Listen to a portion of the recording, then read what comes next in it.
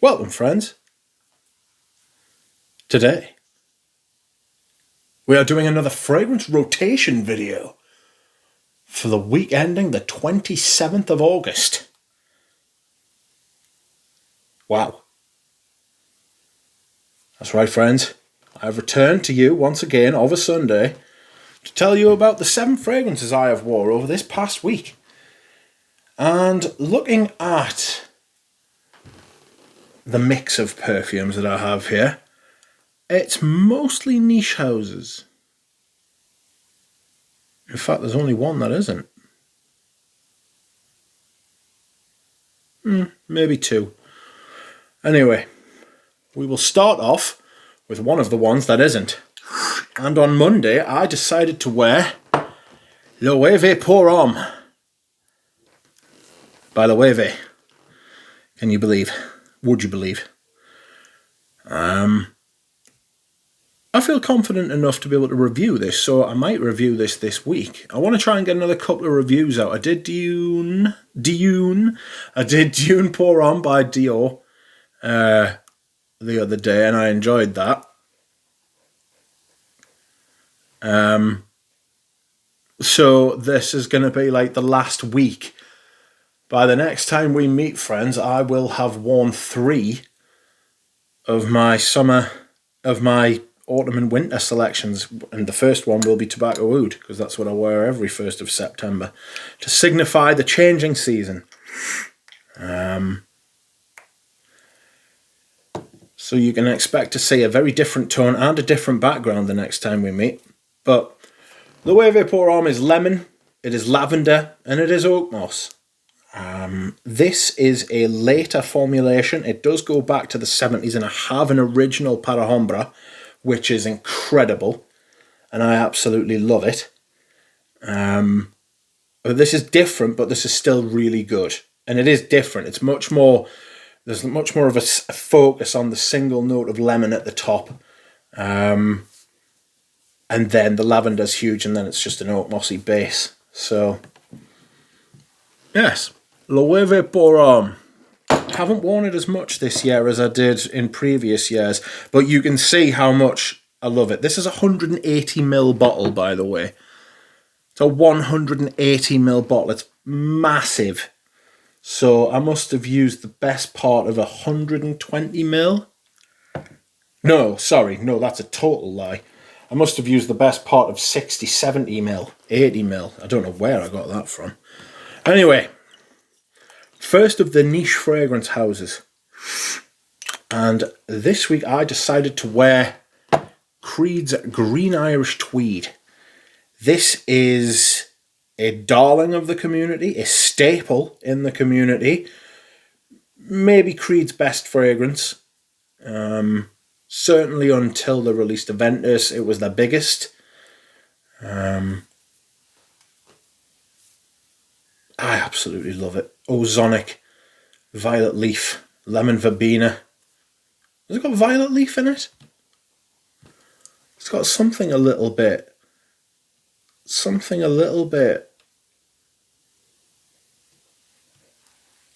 Oh, how can I put it? Purple.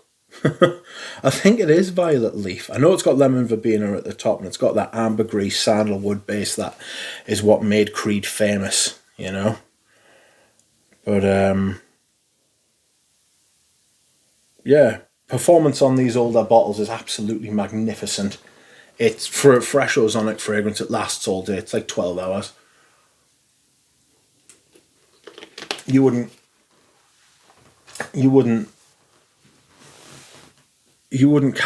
don't want to say you wouldn't catch me with a newer bottle of Creed, but I do want these 120ml bottles.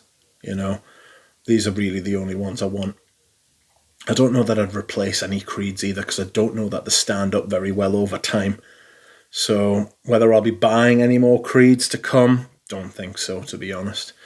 But that's Green Irish Tweed that I wore on Tuesday. On Wednesday, I wore the first of 2 Frederic Malle fragrances that I wore this week, and this is my 10ml of French Lover.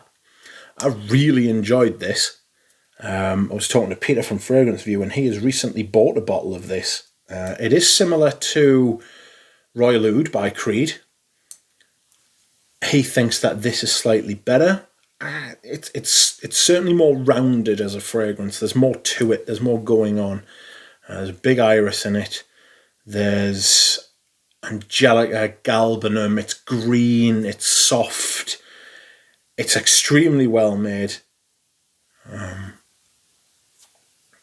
It's got that cedar woody kind of thing going on. Absolutely beautiful. I've got about 1 or 2 wearings left in this 10ml, so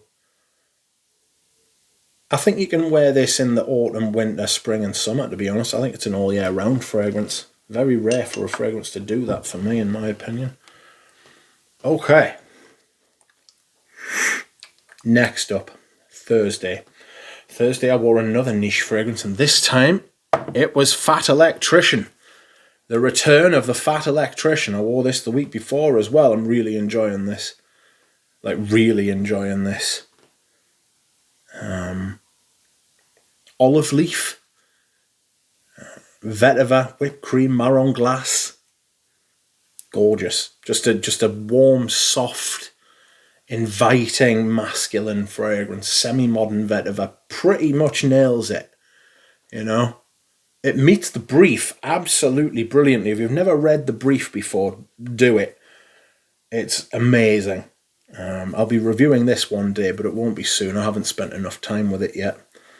But an utterly brilliant fragrance. If you spray enough of it, the projection's not the greatest, but the lasting power's pretty good. And you can just spray it on. You can pick these bottles up for like 60 quid for 100ml. It's a lot of fragrance for 60 quid. 60, 70 quid. Etat Libre d'Orange can be found at amazing prices on discounters, which isn't true for a lot of houses these days, to be perfectly honest. Anyway, next up, Friday. Friday I decided to wear a classic when it dawned on me that I'll have to be putting this part of the collection away for 6 months soon. And so I decided to go for Roadster by Cartier. One of my favourite fragrances. Again, look at the size of the dent I've put in it. This is probably about half full, maybe just under half full. Mint, bergamot, patchouli. Gorgeous. Combines to give this kind of fresh, citrusy, slightly dark. Like, imagine having like a lime on top of a mint choc chip ice cream. That's kind of what this is like. It's amazing. The performance is really good. The smell's really good. The bottle's really good. Just everything about it. This is like, I'm so sad they've discontinued it. It mustn't have been selling very much, but this is what a designer fragrance, if you can call Cartier a designer, this is what a designer fragrance should be, in my opinion. Absolutely glorious. It's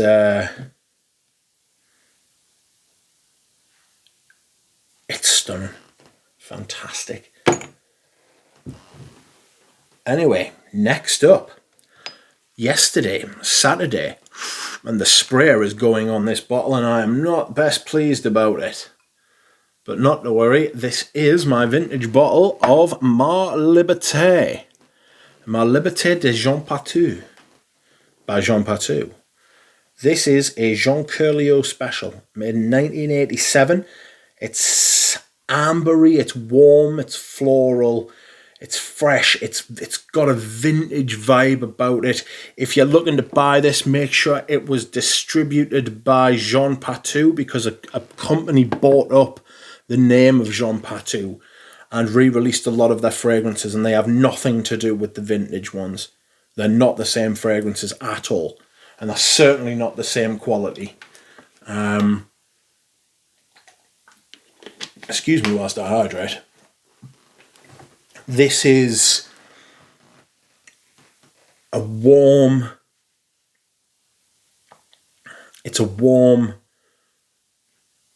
smooth lavender. I don't necessarily think that this is a female fragrance, although it was marketed towards women. It's got that nutmeg in it. Nutmeg, patchouli, cinnamon, which are all in the base, by the way. Clove, lemon. They're not classically feminine notes, but this isn't a classically. It's just so good. It can't be denied. It just smells amazing. Absolutely unisex for me. The performance is brilliant, super brilliant, like 12 hours plus. And it's complex and it's ever changing. And I would recommend, if you can, try and find it. I've actually got a 200ml splash backup. And it's the type of fragrance I think I might back up again.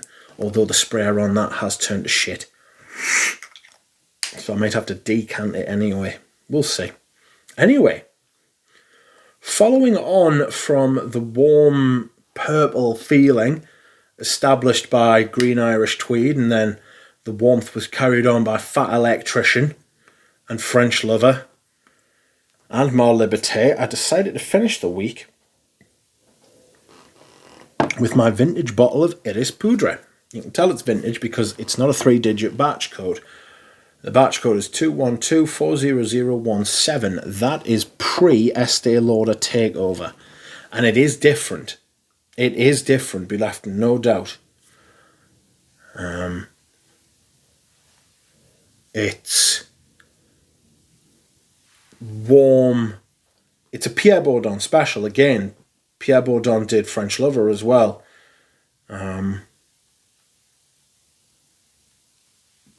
It's warm. It's a little powdery. It's not as powdery as the latest version. The latest version is like super over the top powdery. There's like ylang ylang at the top and carnation, which are like very smooth and very, very classically feminine. But it's also got this. It's also got violet in it. It's got aldehydes. And then you're just met with this absolutely massive blast of like a musky iris. And that's what you get for the rest of the day. The modern one smells like a lady in a ball gown, you know. This hasn't got that. This has got more of a... This version's got more of an ambiguity to it, you know. And it's got more of just like a cleanly, as like the lines have been blurred between genders over the years. It's made it a lot easier for men to wear women's fragrances and women to wear men's fragrances. And this, I think this sits probably more towards the feminine side than it does the male side, if I'm being honest.